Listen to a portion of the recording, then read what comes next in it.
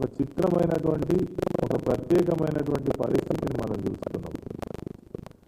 జనరల్గా ఏముంటుందంటే ఒక ప్రభుత్వం మారిన తర్వాత గత ప్రభుత్వం ప్రజల సౌకర్యార్థం కొనసాగించినటువంటి అనేక సంక్షేమ కార్యక్రమాలు కావచ్చు, అభివృద్ధి కార్యక్రమాలు కావచ్చు, యథావిధిగా కొనసాగిస్తూనే తిరిగి వాళ్ళు ఇచ్చినటువంటి హామీలు కావచ్చు, లేదంటే వాళ్ళు చేయాలనుకున్నటువంటి కొత్త ఏవైతే ప్రజల సౌకర్యార్థం చేయాలనుకున్నటువంటి సంక్షేమ కార్యక్రమాలు కావచ్చు, అభివృద్ధి, ఇవన్నీ కూడా చేయడం అనేటువంటిది మనం సర్వసాధారణంగా చూసేటువంటి విధానం. కానీ కాంగ్రెస్ పార్టీ ప్రభుత్వం అధికారంలోకి వచ్చిన తర్వాత, రేవంత్ రెడ్డి గారు ముఖ్యమంత్రిగా బాధ్యతలు తీసుకున్న తర్వాత ఈ 6 నుంచి 8 నెలల కాలంలో వాళ్ళ విధానాన్ని చూస్తుంటే ఖచ్చితంగా ఒక్కటి మాత్రం కనబడతా ఉంది. అంటే వాళ్ళు ఇదివరకే చెప్పగానే చెప్పింది, గత ప్రభుత్వం ఎన్ని గొప్ప కార్యక్రమాలు చేసినా, గత ముఖ్యమంత్రి కేసీఆర్ గారు అన్ని వర్గాలకు సంబంధించినటువంటి అనేక సంక్షేమ కార్యక్రమాలను ప్రవేశపెట్టి అవి ఎంతో గొప్పగా ఫలితాలు ఇచ్చినప్పటికీ కూడా కేసీఆర్ మార్పు లేకుండా చేస్తా అని గత అనేక సందర్భాలలో మాట్లాడి వాటిని అలా అమలు పరిచేటువంటి పనిలో సీరియస్గా నిమగ్నమై పనిచేస్తున్నట్టుగా మనకు కనబడుతున్నది. దీంట్లో ప్రధానంగా ఇచ్చిన హామీలన్నీ పక్కకు పెట్టి ప్రజలు ఏమనుకుంటున్నారు అనేటువంటి ఆలోచన కూడా లేకుండా ఓదిక్కు అనేక విషయాలలో ప్రజలు ఇబ్బంది పడుతున్నప్పటికీ కూడా ఇలా ప్రధానమైనటువంటి అంశాలు ఏమైనా ఈ ప్రభుత్వానికి అనంటే, ఇప్పటికే మనం చూసినాం టీఎస్ అని ఇదివరకు ఉండే తెలంగాణ స్టేట్ 10 సంవత్సరాలు ఇదే టీఎస్ స్టేట్ మీద తెలంగాణ రాష్ట్రం కొనసాగింది. మరి దాన్ని అర్జెంటుగా టీజీ చేసినటువంటి విధానాన్ని మనం చూసినాం. అదేవిధంగా తెలంగాణ రాష్ట్రం యొక్క మరి లోగో ఏదైతే ఉందో అది అనేక తెలంగాణలో ఉన్నటువంటి మేధావులతో కూడి అనేక చర్చల అనంతరం నిర్వహించినటువంటి ఏర్పాటు చేసినటువంటి లోగో, దాన్ని అర్జెంటుగా మార్చేటువంటి కార్యక్రమాన్ని ఈ ప్రభుత్వం ముందర వేసుకున్నది. అదేవిధంగా ఈరోజు తెలంగాణ తల్లి విగ్రహాన్ని కూడా మార్చాలనేటువంటి ఒక కుటిలమైన ఆలోచన చేస్తున్నట్టుగా కూడా మనకు ప్రచారం జరుగుతూ ఉంది. తెలంగాణ తల్లి విగ్రహం ఆ రోజు మరి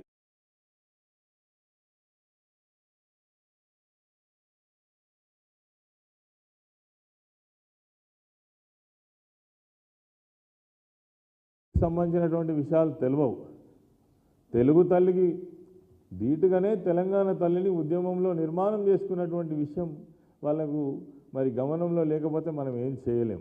కాబట్టి ఇవన్నీ ప్రజల ఉపయోగార్థం, ప్రజల సౌకర్యార్థం చేయాల్సినటువంటి పనులన్నీ కూడా పక్కకు పెట్టి ఎన్ని విపత్తులు వచ్చినా, ఎన్ని విపరీతమైనటువంటి మరి పరిస్థితులు ఈ రాష్ట్రంలో కొనసాగుతున్నప్పటికీ దాని మీద కనీసం దృష్టి సాధించకుండా మరి వాళ్ళు ఏదో ఈ రకమైనటువంటి ఆలోచన చేయడం చాలా దురదృష్టకరం. అందులో భాగంగానే నేను సోషల్ వెల్ఫేర్ మినిస్టర్గా 5 సంవత్సరాలు పనిచేసిన. అనేక సంవత్సరాలు ఎవరైతే ఎస్సీలు ఉన్నారో, ఎస్టీలు ఉన్నారో, మైనారిటీలు ఉన్నారో, గ్రామీణ ప్రాంతాల్లో జీవించేటువంటి పేదవాళ్ళు ఉన్నారో, కూలీనాలు చేసుకొని బ్రతికేటువంటి వాళ్ళు ఉన్నారో, వాళ్ళు అనేక సంవత్సరాలు విద్యకు దూరం ఉన్నారు. చదువుకునే అవకాశాలు లేకుండా ఉన్నారు. ఒకవేళ చదువుకుందామనేటువంటి ఆలోచన ఉన్నా, ఆసక్తి ఉన్నా, డబ్బులు ఖర్చు పెట్టుకోలేనటువంటి, లక్షలు గుమ్మరించలేనటువంటి, వేలు పెట్టి చదివించలేనటువంటి పరిస్థితులలో ఉన్నటువంటి వాళ్ళ కోసం తెలంగాణ రాష్ట్రం వచ్చిన తర్వాత విద్యా వ్యవస్థను మరి అత్యంత పేదవాళ్ళైనటువంటి ఈ ఎస్సీ, ఎస్టీ, బీసీ, మైనారిటీ వర్గాలను, అదేవిధంగా ఉన్నత వర్గాలలో ఉన్నటువంటి ఈబీసీలను సైతం గొప్పగా మరి వాళ్లకు చదువు అవకాశాలు కల్పించాలనే ఉద్దేశంతో మరి ఈ రాష్ట్రంలో గురుకుల పాఠశాలల వ్యవస్థ ఎంత గొప్పగా మరి నిర్మాణం జరిగింది, దాని ఫలితాలు ఎంత గొప్పగా వచ్చినాయో ఈ సందర్భంగా నేను మరి తెలియజేయదలుచుకున్నాను. ఈరోజు ప్రత్యేకంగా దానిపైననే ఈ పత్రికా సమావేశాన్ని కూడా ఏర్పాటు చేయడం జరిగింది.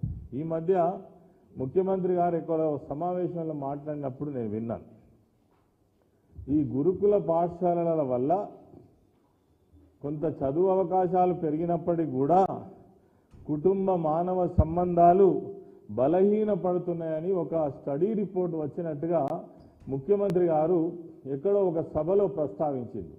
అంటే దీని అర్థం ఏంటి? లక్షలాది మందికి జీవితాన్ని ఇస్తున్నటువంటి గురుకుల పాఠశాలలు వేలాది కోట్ల రూపాయలు వెచ్చించి వాళ్ళ యొక్క జీవితాలను నిలబెట్టాలని ఒక గొప్ప ప్రయత్నం జరిగితే దేశంలోనే గురుకుల పాఠశాలను కొలియాగినటువంటి అనేక అవార్డ్స్ పొందినటువంటి ఇతర రాష్ట్రాల నుంచి వచ్చి గురుకుల పాఠశాలల యొక్క నిర్వహణ చూసి వెళ్ళినటువంటి అనేక రాష్ట్రాల అధికారులను మనం చూసినాం. ముఖ్యమంత్రులు నివేదికలు తెప్పించుకున్నవి కూడా చూసినాం. మరి ఈ గురుకుల పాఠశాలను ఈరోజు మళ్ళీ దీని మీద నీడలు వాలుతున్నట్టుగా మనకు కనబడతా ఉంది. అంటే చెప్పకనే ఈ గురుకుల పాఠశాలను రద్దు చేస్తాము అని ముఖ్యమంత్రి గారు ఈ స్టడీ రిపోర్ట్ పేరిట, ఈ స్టడీ రిపోర్ట్ ఎవరిచ్చిందో తెలియదు. గురుకుల పాఠశాలలు ఎప్పుడు స్టార్ట్ అవుతాయండి? 6వ క్లాస్కు మొదటి అడ్మిషన్ దొరుకుతుంది. ఈ 6వ క్లాస్ అడ్మిషన్ దొరికిన నాటికి ఒక పిల్లవాని వయస్సు దాదాపుగా 11 నుంచి 12 సంవత్సరాలు. 12 సంవత్సరాలకు పిల్లలు చదువుకునేటువంటి ఆలోచనలో ఉంటారు. ఉన్నత వర్గాలలో ఉన్నటువంటి వాళ్ళు ఈ మాటనే నిజమైతే ఉన్నత వర్గాలలో ఉన్నటువంటి వాళ్ళు 10 లక్షలు 15 లక్షలు కట్టి బెంగళూరులో, మైసూరులో, ఊటీలో, ఢిల్లీలో ఇతర దేశాలను చదివించడం మానవ సంబంధాలు ఎటుపోయినట్టు? మరి ముఖ్యమంత్రి గారి మాట ఎందుకు మాట్లాడినట్టు? దీని వెనుక ఉన్నటువంటి కుట్ర కుతంత్రం ఏందో మనకు ఖచ్చితంగా అర్థమవుతా ఉన్నది. కాబట్టి నేను దీనికి సంబంధించినటువంటి కొన్ని వివరాలు పత్రికాముఖంగా ప్రజల ముందు కూడా ఉంచదలుచుకున్నాం. మరి ఈ గురుకుల పాఠశాలల యొక్క గొప్ప విషయాన్ని ఏదైతే 1976వ సంవత్సరంలో ఆనాడు ఉన్నటువంటి నాయకులు మరి గౌరవ పివి నరసింహారావు గారి యొక్క ఆలోచన విధానం మేరకు ఈ గురుకుల పాఠశాలను మొదలుపెట్టడం జరిగింది.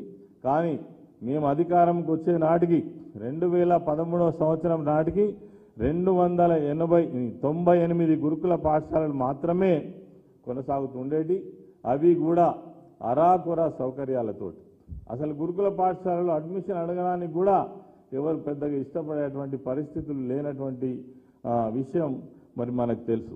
అటువంటి దాన్ని తెలంగాణ రాష్ట్రం ఏర్పడిన తర్వాత గౌరవ ముఖ్యమంత్రి, ఆనాటి ముఖ్యమంత్రి కేసీఆర్ గారు ఈ గురుకుల పాఠశాలల వల్ల పేద వర్గాలకు ఉన్నతమైనటువంటి మంచి నాణ్యతమైనటువంటి విద్యను అందించనే ఉద్దేశంతో ఈ గురుకుల పాఠశాలల యొక్క మరి సంఖ్యను విపరీతంగా పెంచినటువంటి విషయం ఈ సందర్భంగా నేను మరి మనవి చేస్తా ఉన్నాను. అదేవిధంగా మరి ఈనాడు చూసినట్టయితే ఎస్టీలకు ఆనాడు 134 గురుకుల పాఠశాలలు ఉండే, దాన్ని 238కి పెంచడం జరిగింది. బీసీలకు 19 మాత్రమే ఉండే. 52% ఉన్నటువంటి బీసీ వర్గాల కోసం ఆ రాను నిర్వహించినటువంటి గురుకుల పాఠశాలల సంఖ్య కేవలం 19 మాత్రమే. దాన్ని 261 గురుకుల పాఠశాలను ఏర్పాటు చేయడం జరిగింది. మైనారిటీలకు సంబంధించి మైనారిటీలు అంటేనే వాళ్ళు విద్యకు చాలా దూరం ఉన్నటువంటి వాళ్ళు. కేవలం 12 గురుకులాలు ఉండే, దాన్ని 204కు పెంచినటువంటి విషయాన్ని సందర్భంగా తెలియజేస్తా ఉన్నాను. అదేవిధంగా ఎస్టీ వర్గాల కోసం 96 గురుకుల పాఠశాలలు మాత్రమే ఉండే, దాన్ని 261 పాఠశాలకు పెంచి మరి లక్షలాది మందికి మరి విద్యను అందించాలని ఒక గొప్ప ప్రయత్నం జరిగింది. గతంలో మొత్తంగా అన్ని వర్గాలకు కలిపి 298 ఉన్నటువంటి గురుకుల పాఠశాలను వాటికి 619 కలిపి మొత్తంగా 917 గురుకుల పాఠశాలను, గురుకుల విద్యాలయాలను ఏర్పాటు చేయడం జరిగింది. మరి ఈ సందర్భంగా ఒక్కొక్క విద్యార్థి పైన కూడా అన్ని సౌకర్యాలు ఏర్పాటు చేయడంతో పాటు 1,20,000 రూపాయలు ఒక విద్యార్థి పైన సంవత్సరానికి ఖర్చు చేసి ఒక ఉన్నతమైనటువంటి, ఏనాడు కూడా పేద వర్గాలు మేము ఇంత గొప్పగా చదువుకుంటామనే ఆలోచన కూడా రానటువంటి విధంగా మరి ఆ రోజు ఈ గురుకుల పాఠశాలలో సౌకర్యాలు కూడా ఏర్పాటు చేయడం జరిగింది.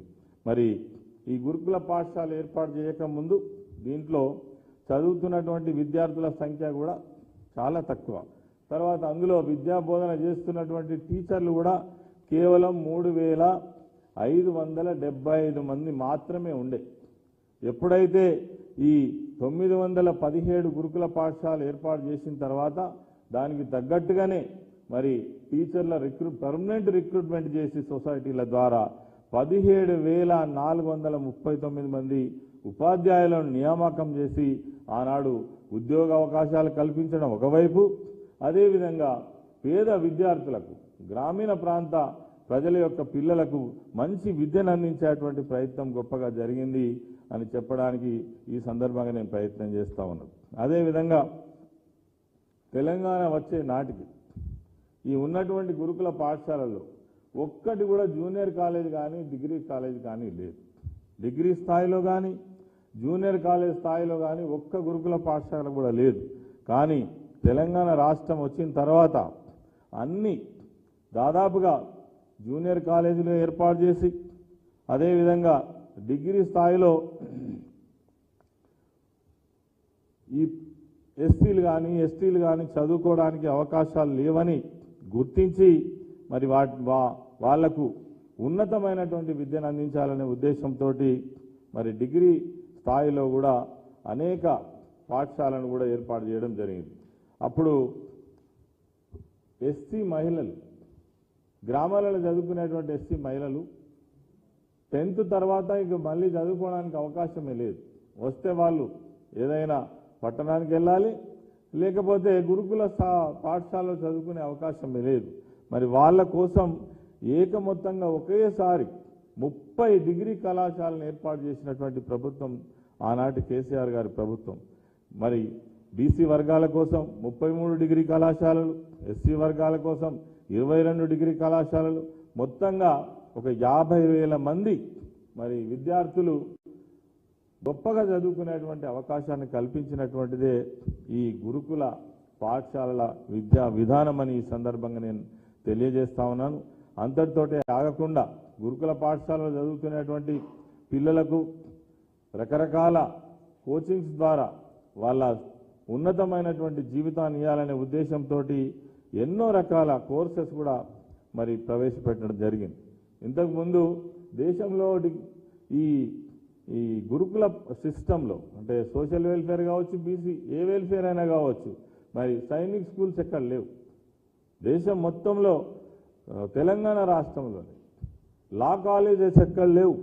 అదేవిధంగా ఫ్యాషన్ డిజైనింగ్ కావచ్చు, అదేవిధంగా వొకేషనల్ కోర్సులు కావచ్చు, అదేవిధంగా అగ్రికల్చర్ కళాశాలలు కావచ్చు, స్టడీ సర్కిల్స్ కావచ్చు, ఇవన్నీ కూడా బ్రహ్మాండంగా ఇక్కడ మరి పెద్ద సంఖ్యలో పెంచి దాదాపుగా 4,50,000 మంది విద్యార్థులకు ఒక ఉన్నతమైనటువంటి స్థితిని కల్పించేటువంటి ఒక ప్రయత్నం గొప్పగా జరిగింది అని అంటే దేశంలో అది తెలంగాణ రాష్ట్రంలోనే గత ప్రభుత్వంలోనే జరిగిందని చెప్పడానికి ఏమాత్రం సందేహం లేదని ఈ సందర్భంగా నేను మనవి చేస్తా ఉన్నాను.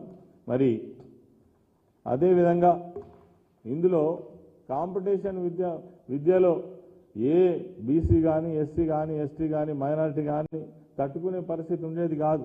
కానీ ఏవైతే ఈ గురుకుల కళాశాలలు వచ్చిన తర్వాత వాళ్ళు ఈ కాంపిటీషన్ విద్యా విధానంలో కూడా గొప్పగా తట్టుకొని ఒక్క మాటలో చెప్పాలంటే ఎంబీబీఎస్లో 2016 సీట్లు సాధించినటువంటి ఘనత, అదేవిధంగా బీడీఎస్లో 911 సాధించినటువంటి వేలాది మంది విద్యార్థులు అగ్రికల్చర్ బీఎస్సీ కావచ్చు, ఇంజనీరింగ్ కావచ్చు, ఐఐటి కావచ్చు, ఐఐఎం కావచ్చు, మరియు దేశంలో విదేశాలలో ఉన్నటువంటి ప్రఖ్యాతిగాంచినటువంటి యూనివర్సిటీలలో అడ్మిషన్స్ పొంది ఇప్పటికే వేలాది మంది విదేశాలలో చదువుకునేటువంటి అవకాశం కలిగింది అని అంటే అది గురుకుల పాఠశాలల ద్వారా, గురుకుల పాఠశాల విధానం ద్వారా అని మాత్రం ఈ సందర్భంగా నేను మనవి చేస్తా ఉన్నాం.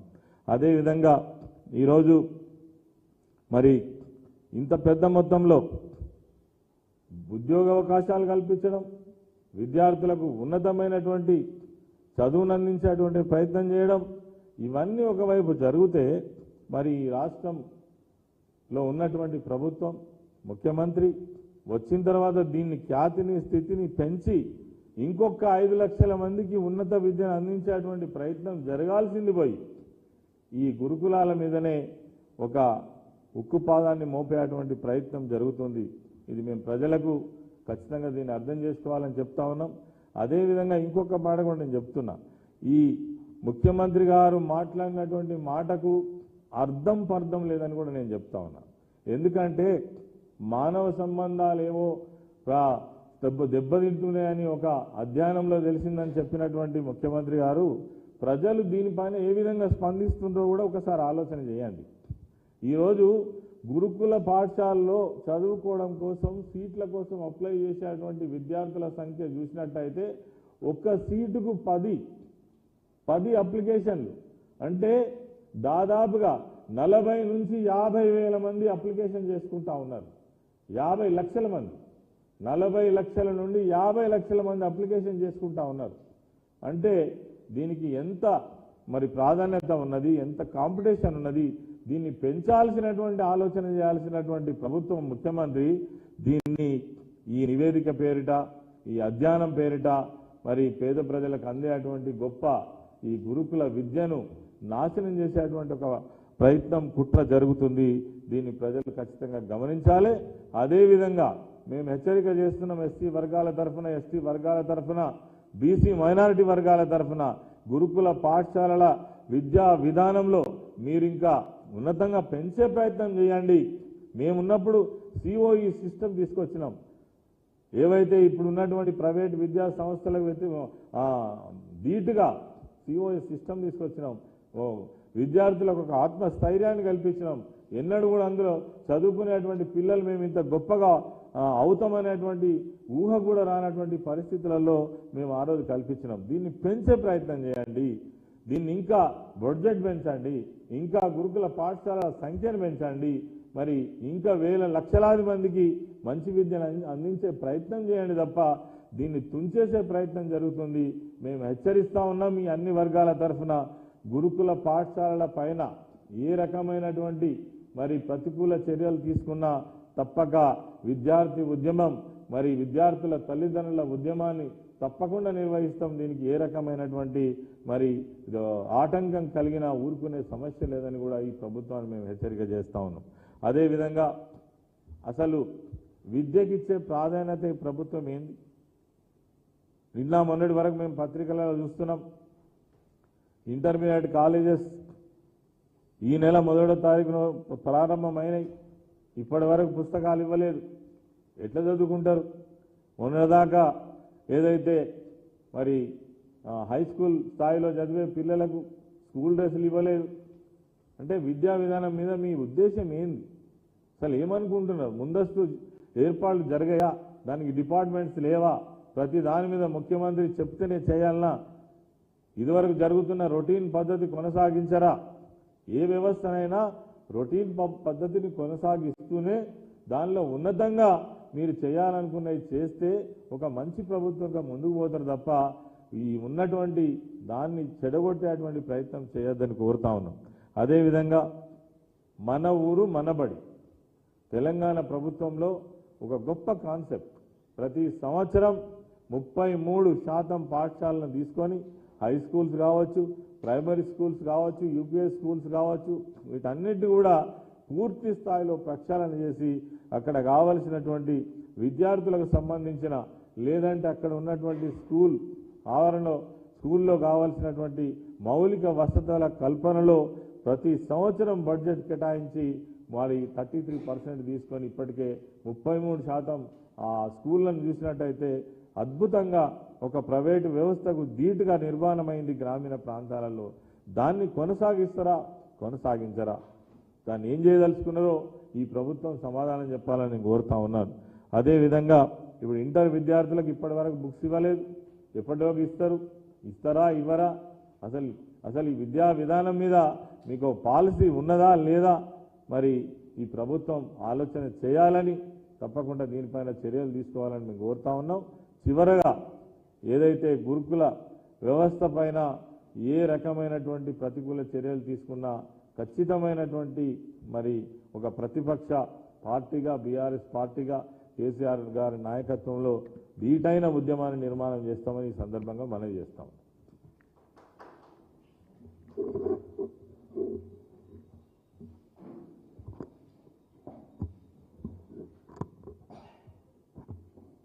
స్టార్ట్ బా. ఎలక్ట్రానిక్ మీడియా, ప్రింట్ మీడియా మిత్రులందరికీ కూడా పేరు పేరున నా నమస్కారాలు తెలియజేస్తా ఉన్నాను. నిన్నగాక మొన్న గౌరవనీయులు పెద్దలు మాజీ మంత్రివర్యులు హరీష్ రావు గారు ప్రజల వీళ్ళు ఇచ్చిన హామీల మీద మరియు నిరుద్యోగుల పక్షాన హరీష్ రావు గారు మాట్లాడితే కాంగ్రెస్ పార్టీ వాళ్ళు సమాధానం చెప్పకుండా ఎగిరెగిరి పడతా ఉన్నారు. నేను ఒకటే అడుగుతా ఉన్నాను మిమ్మల్ని, జీవన్ రెడ్డి గారు మీరు సీనియర్ శాసనసభ్యులు, మీరంటే మాకు కూడా గౌరవం ఉంది. కానీ శాసన మండలి సభ్యులు, సీనియర్ శాసనసభ్యులు ఉన్నారు. ఇంతకుముందు చేసిన దీని మీద మీరు సీనియర్ నాయకులుగా ఉంటూ మాకు కూడా మీ మీద గౌరవం ఉంది. కానీ మీరు ఇట్లాంటి మాటలు మాట్లాడి మీ మీద ఉన్న గౌరవం మీరు దక్కించుకోవడం మంచి పద్ధతి కాదని చెప్పి ఈ సందర్భంగా మీకు కూడా తెలియజేస్తా ఉన్నాను. మీకు అవగాహన ఉందా లేదా నాకు తెలియదు. ఇవాళ హరీష్ రావు గారు ఏ సబ్జెక్టు మాట్లాడినా చాలా నాలెడ్జ్తోని, చాలా అవగాహనతోని దాని మీద బాగా స్టడీ చేసే హరీష్ రావు గారు మాట్లాడతారు. అదేవిధంగా హరీష్ రావు గారు అడిగింది ఏంది, నిరుద్యోగాల పక్షాన మీరు అది 1:100గా మార్చండి, లేకుంటే గ్రూప్ 1 ఎగ్జామ్ రాస్తున్న విద్యార్థులందరూ కూడా ఇబ్బంది పడతారు, 1:100 మార్చండి అని వాళ్ళ పక్షాన ఇవాళ హరీష్ రావు గారు డిమాండ్ చేసిండ్రు. హరీష్ రావు గారు డిమాండ్ చేసినప్పుడు మీరు దాని మీద సమాధానం చెప్పాలి తప్పితే 1:100 చేయలేము, దాన్ని చేస్తే కోర్టుకు పోయి స్టే తెస్తారు అని మీరు మాట్లాడడము ఇది నిజంగా మీకు ఎంత నాలెడ్జ్ లేదు అనేది ఇవాళ మొత్తము తెలంగాణ ప్రజల సాక్షిగా ఇవాళ మీరే బయట పెట్టుకున్నారు. ఎందుకంటే ఇగోండి, ఇది బైలాస్లో మీరు చూడొచ్చు, కమిషన్ ఈజ్ ఫైనల్, వాళ్ళు ఎప్పుడు అంటే అప్పుడు చేంజ్ చేసుకోవచ్చు, దాంట్లో బైలాస్లోనే ఉన్నదని కూడా ఈ సందర్భంగా తెలియజేస్తా ఉన్నాను.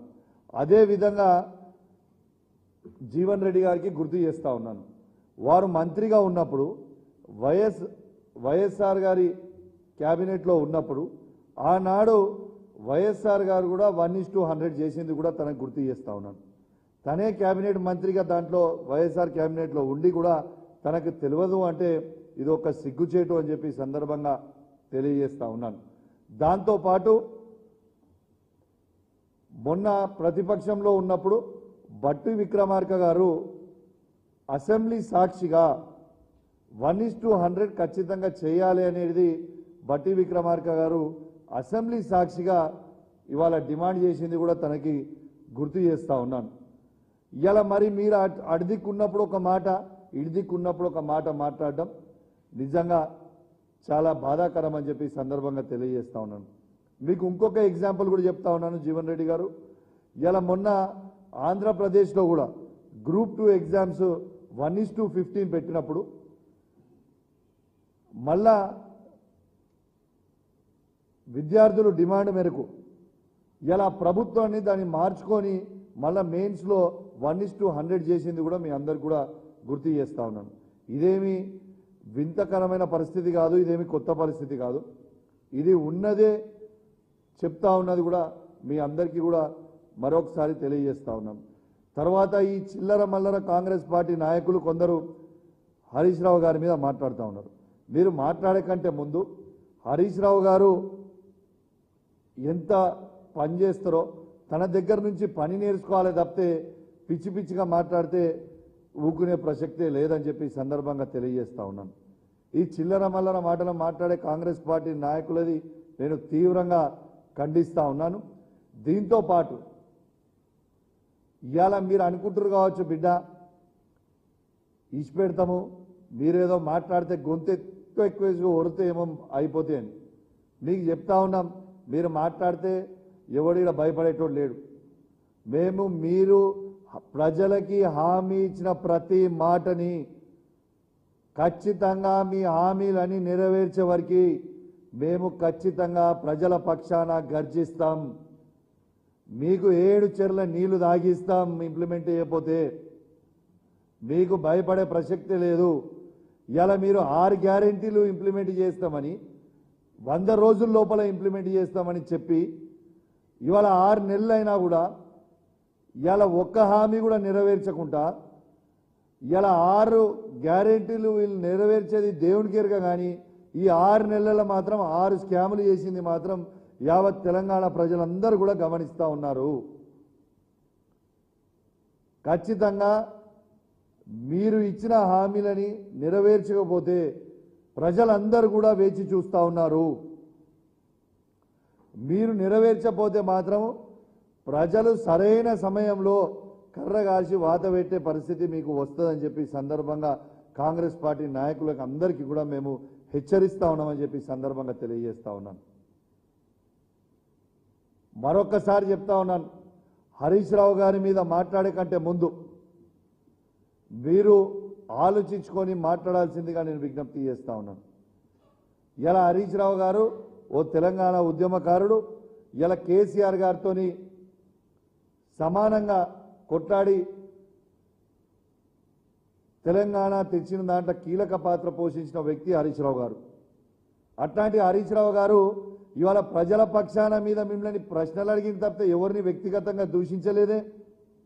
ఇవాళ హరీష్ రావు గారు అడిగింది ఏంటిది? ఇవాళ మెయిన్స్ 1:100 చేయమని అడిగిండు. మా అవ్వ తాతలకి 4,000 రూపాయల పెన్షన్ చేయమని అడిగిండు. మా వికలాంగులకి 6,000 రూపాయల పెన్షన్ చేయమని అడిగిండు. ఇవాళ ప్రతి మహిళకి 2,500 రూపాయలు మీరు మహిళల మహాలక్ష్మి స్కీమ్ కింద ఇస్తారన్నది ఇవ్వండి అని అడిగిండు. ఇవన్నీ మీకు అడుగుతుంటే ఉలికి ఎందుకు పడుతురు పోయి? ఇలా ఆఖరికి ఆ 500 రూపాయల గ్యాస్ సిలిండర్ కూడా మీరు చేసినామని చెప్తున్నారు. ఏ ఒక్కరికి కూడా ఇప్పటిదాకా 500 రూపాయలకి గ్యాస్ సిలిండర్ రాలేదు. ఇలా 200 యూనిట్ల కరెంటు మేము ఫ్రీ చేసినామని చెప్తున్నారు. ఉదాహరణ హుజరాబాద్ నియోజకవర్గంలో నేను చెప్తా ఉన్నాను, కేవలం ఒక 50% కూడా ఇలా ప్రతి ఒక్కరికి 200 యూనిట్లు ఫ్రీ అని చెప్పి ఇలా 50% జనాభాకు కూడా 200 యూనిట్లు ఫ్రీగా ఇస్తలేరు. ఇలా నిన్న నేను ఇప్పుడు యాక్చువల్గా డైరెక్ట్గా నా కాన్స్టిట్యున్సీ నుంచి వస్తూ ఉన్నాను. ఇలా మా వీణవంక మండలంలో ఇలా అసలు కరెంటు ఉంటలేదని రైతులు ప్రజలు మొరబెట్టుకుంటా ఉన్నారు. ఇవాళ ఇవన్నిటి మీద మేము ప్రశ్నిస్తే మీరు ఎదురు దాడికి దిగుతా ఉన్నారు. మీరు ఎదురు దాడి దిగినా మీరు ఎంత మొరబెట్టుకున్నా ఈడ భయపడేటోడు ఎవరు లేడు. ఖచ్చితంగా మీరు ఇచ్చిన హామీలని నెరవేర్చే వరకు మేము ప్రజల పక్షాన ఖచ్చితంగా గర్జిస్తూనే ఉంటాం, అడుగుతూనే ఉంటాం.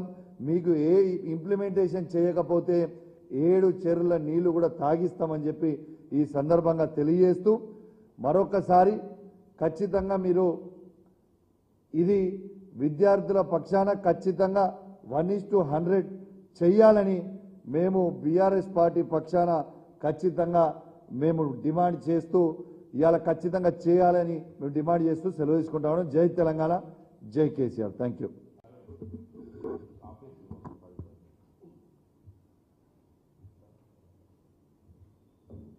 ఓకేనా?